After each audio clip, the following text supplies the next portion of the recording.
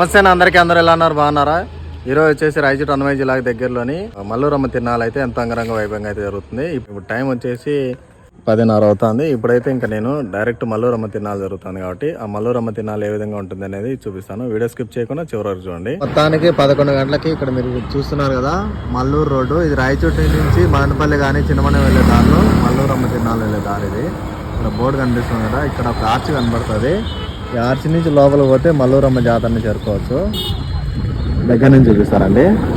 చూడండి, ఇదే ఆర్చి. ఇక్కడ నుంచి లోపలికి వెళ్ళినట్టయితే మనం మల్లూరమ్మ తిరునాళ్ళు చేరుకోవచ్చు. లోపల ఎలా ఉందో చూద్దాము.